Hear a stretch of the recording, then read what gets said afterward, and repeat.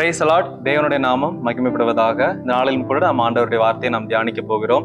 The power of faith, விசுவாசத்தின் வல்லமை. விசுவாசத்தின் வல்லமை. எபிரேயர் 11வது அதிகாரம் அதனுடைய 6வது வசனம் இப்படியாக சொல்லப்பட்டிருக்கு. விசுவாசம் இல்லாமல் தேவனுக்கு பிரியமா இருப்பது கூடாத காரியம்.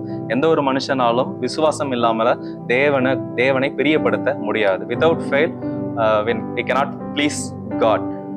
இந்த வசனத்துல சொல்லப்பட்டிருக்கு விசுவாசம் இல்லாமல். நிறைய நேரங்களில் விசுவாசம் அப்படின்னு கேட்டு அந்த வார்த்தைக்கான சரியான அர்த்தத்தை நம்மளால என்ன பண்ண முடியல, தெரிய முடியல. ரொம்பவே சிம்பிள்.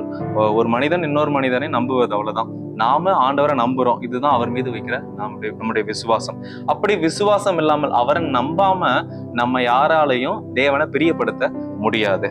இந்த வசனத்துல நிறைய காரியங்களை நாம தியானிக்கலாம். இன்னைக்கு நாம என்ன தியானிக்க போறோம் அப்படின்னா, விசுவாசத்தின் வல்லமை என்ன, த பவர் ஆஃப் ஃபெய்த். விசுவாசத்திற்கு நிறைய வல்லமை இருக்குது. அதுக்கு முன்பதாக நமக்குள்ள விசுவாசம் வேணும், அப்படிதானே? விசுவாசத்தை வளர்ப்பதற்கான என்ன பண்ணலாம், விசுவாசத்தை வளர்ப்பதற்கான காரணங்கள், அதை எப்படி நம்ம செயல்படுத்தலாம் அப்படின்னா ரொம்பவே சிம்பிள். தேவன் நமக்கு இந்த வேதத்தை கொடுத்திருக்கிறார், ஜெபத்தை கொடுத்திருக்கிறார்.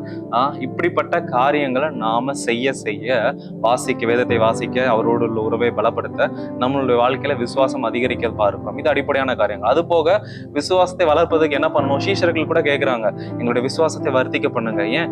கூடவே இருந்திருக்கிறாங்கல்ல, அவ்வளவு நாள் கூடவே இருந்திருக்கிறாங்க. ஆனாலும் அவங்களுக்கு இயேசு மேல நம்பிக்கை வரல. எத்தனையோ அற்புதங்களை பார்த்திருக்கிறாங்க, கூடவே இருந்தாலும் அவங்களுக்கு இயேசு மேல சரியான ஒரு நம்பிக்கை வரல.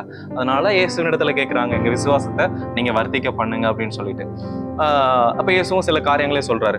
அப்போ சில நேரங்கள்ல சில சூழ்நிலைகள் என்ன பண்ணும் அப்படின்னா, நம்முடைய விசுவாசத்தை குறைக்க என்ன பண்ணும், அதுக்கு வழிவகுக்கும். சில மனிதர்கள் நம்முடைய விசுவாசத்தை, அதாவது தேவன் மீது நாம் கொண்டிருக்கிற நம்பிக்கையை கெடுப்பதற்கு சில மனிதர்கள் என்ன பண்ணுவாங்க, நம்முடைய வாழ்க்கையில வருவாங்க. இது போன்ற மனிதர்களையும் சூழ்நிலைகளையும் நாம அவாய்ட் பண்ணும் பொழுது விசுவாசம் நம்மளுடைய வாழ்க்கையில வளருவதை நம்ம பார்க்கிறோம். அப்படி இந்த விசுவாசம் ரொம்ப ரொம்ப முக்கியம். இப்போ ஒரு வீட்டிற்கு நம்ம வீடு கட்டும் பொழுது அஸ்திபாரம் போடுவோம், கற்கள் நல்ல பெரிய கற்களை வச்சு ஸ்ட்ராங்கா குழி தோண்டி நல்ல பில்டிங் என்ன பண்ணுவோம், நல்லா ஸ்ட்ராங்கா பண்ணுவோம்.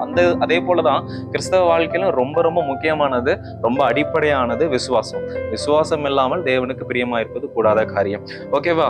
நம்மளுடைய விசுவாசம் எப்பெல்லாம் குறையுதோ அப்போ தேவன் மீது இருக்கிற ஆர்வமும், ஜெபத்தின் மீது, வேதத்தின் மீது, ஊழியங்கள், சபையின் மீது இருக்கிற ஆர்வம் என்ன பண்ணும், குறையும். ஒருத்தர் மேல நம்பிக்கை இல்லை அப்படின்னா நாம அவங்க ரிலேட்டடான காரியங்கள் எதையுமே என்ன பண்ண மாட்டோம், நாம தெரிஞ்சுக்கணும் கூட நினைக்க மாட்டோம், விரும்ப மாட்டோம். அப்போ தேவன் மீது இருக்கிற விசுவாசம் குறைஞ்சிச்சுன்னா நம்ம என்ன பண்ணுவோம், ஜெபத்தை விடுவோம், வேதத்தை விடுவோம், வேத வாசிக்க மாட்டோம், அப்போ சபைக்கு வர மாட்டோம். இப்படிப்பட்ட சூழ்நிலைகள்லாம் நம்ம என்ன பண்றோம், பார்க்கிறோம். அப்போ விசுவாசம் குறையும் பொழுது தேவன் மீது இருக்கிற ஆர்வம் குறைய ஆரம்பிக்கிறது. அப்ப எப்படி இதை நம்ம டெவலப் பண்றது? சீஷர்கள் கேட்டது போல எப்படி நம்ம டெவலப் பண்றது அப்படின்னா, நான் சொன்னது போல வேதத்தை முழுமையா என்ன பண்ணணும், நம்பணும். சில விஷயங்கள் நமக்கு புரியுதோ இல்லையோ, இயற்கைக்கு அப்பாற்பட்ட விஷயங்கள் இந்த வேதத்துல என்ன பண்ணிருக்கு, நடந்திருக்கு. அப்ப அதை நம்மளுடைய வாழ்க்கையில நம்பணும். நம்மளுடைய நம்புவதற்கு தடையா இருக்கிற நம்முடைய மனது ஆண்டவரிடத்துல சொல்லணும், ஆண்டவரே இந்த விஷயத்துல என்னால உங்களை நம்ப முடியல, இந்த விஷயத்துல என்னால என்ன பண்ண முடியல, உங்களை முழுமனதாக என்னால உங்களை ஏற்றுக்கொள்ள முடியல, எனக்கு நீங்க இதுல உதவி செய்யுங்கன்னு நம்ம ஆண்டவரிடத்துல கண்டிப்பா கேட்கணும். அப்படி நம்முடைய விசுவாசம் நாளுக்கு நாள் வளர நம்முடைய வாழ்க்கையில என்ன நடக்கும் அப்படின்னா, விசுவாசம் என்ன பண்ணும் அப்படின்னா, நமக்கு வருகிற சோதனைகளை ஜெயிக்க நமக்கு உதவி செய்யும். எந்த ஒரு மனிதராக இருந்தாலும் கிறிஸ்தவ வாழ்க்கையில சோதனைகள் வரத்தான் செய்யும், அப்படிதானே? எப்பேற்பட்ட மனுஷனா இருந்தாலும், எவ்வளவு பெரிய ஊழியக்காரர்களா இருந்தாலும் அவர்களுக்கு சோதனை வரத்தான் செய்யும். அந்த நேரத்துல நம்மை தேவனோடு இன்னும் சேர்க்கிறது இந்த விசுவாசம் தான். இந்த விசுவாசம் தான் தேவனிடத்துல நம்மளை இன்னும் கிட்டி சேர்க்கும். அப்போ விசுவாசம் குறைவா இருக்கிற மனுஷர்கள்லாம் என்ன பண்ணுவாங்க அப்படின்னா, கடினமான சூழ்நிலைகள் வரும் பொழுது தேவனை விட்டு விலகுகிறத நம்ம பார்க்கிறோம். நிறைய நேரங்கள்ல நிறைய விசுவாசிகள் சொல்றதை நம்ம கேட்கிறோம். ஏன் நமக்குள்ளே அப்படி கேள்விகள் வருது. என்ன வருது? ஆண்டவரை தேடி போறோம், ஆண்டவர் நம்மளுக்கு எதுவுமே செய்ய மாட்டேங்கிறாரு, என்னைக்கு என் வாழ்க்கை மாறும், என்னைக்கு என் குடும்பத்தின் சூழ்நிலைகள் மாறும், இப்படி நிறைய கேள்விகள் வருது. காரணம் நம்முடைய விசுவாச குறைவு தான். அப்போ நம்முடைய விசுவாசத்தை அதிகரிக்கும் பொழுது கடினமான சூழ்நிலைகள், ட்ரையல்ஸ், டெம்டேஷன், இப்படிப்பட்ட சூழ்நிலைகள்ல நாம் அவற்றை ஜெயிக்க இந்த விசுவாசம் நமக்கு உதவி செய்யும். அடுத்து முக்கியமான விஷயம் இந்த வசனத்துல நம்ம பார்த்தோம்ல, எபிரேயர் 11:6, நம்முடைய விசுவாசம் தேவனை பிரியப்படுத்தும். நான் ஒரு மனுஷனை முழுவதுமா நம்புறேன் அப்படின்னா, அந்த மனுஷன் எனக்கான நல்ல விஷயங்களை நிறைய செய்வான். அவன் என்னை நம்புறான், அந்த வேலைக்காரன் என்ன நம்புறான் அப்படின்னு சொல்லி அந்த எஜமான் அவனுக்கான காரியங்கள் எல்லாவற்றையும் செய்வான். அதே போல முழு மனதாக எந்த ஒரு சந்தேகமும் அவநம்பிக்கையும் இல்லாம நம்ம தேவனை நம்பும் பொழுது நிச்சயம் ஆண்டவர் நம்முடைய வாழ்க்கையில பெரிய நன்மைகள் என்ன பண்ணுவார், செய்வார். அதற்கு நாம செய்ய வேண்டிய விஷயம் காத்திருக்கணும்.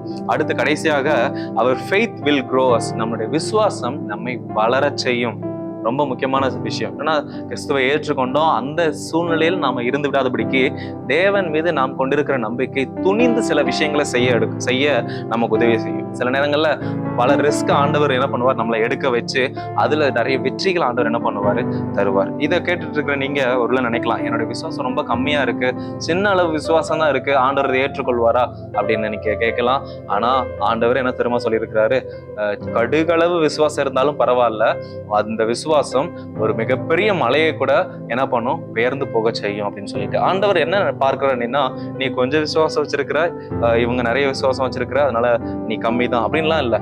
ஆண்டவர் நாம் அவர் மீது வைத்திருக்கிற நம்பிக்கையை கனப்படுத்துகிறார். வேதத்துல பல உதாரணங்களை பார்க்கலாம். ஆண்டவரிடத்துல அற்புதத்தை தேடி வரும் பொழுது ஒவ்வொருத்தரும் என்ன பண்றாங்க அப்படின்னா ஒவ்வொரு விதத்துல சொல்றாங்க. என்னன்னா ஒருத்தர் சொல்றாரு, நீங்க என்ன பண்ண வேணாம், எங்க வீட்டிற்கு வர வேணாம், இங்கிருந்தே சொல்லுங்க என் வேலைக்காரன் சொஸ்தமாவான்னு. இன்னொருத்தர் சொல்றாரு, என் பொண்ணு இறந்துட்டா, நீங்க வீட்டுக்கு வந்து அவளை என்ன பண்ணுங்க, சொஸ்தமாக்குங்க, அப்பதான் அவன் சுகமாவான்.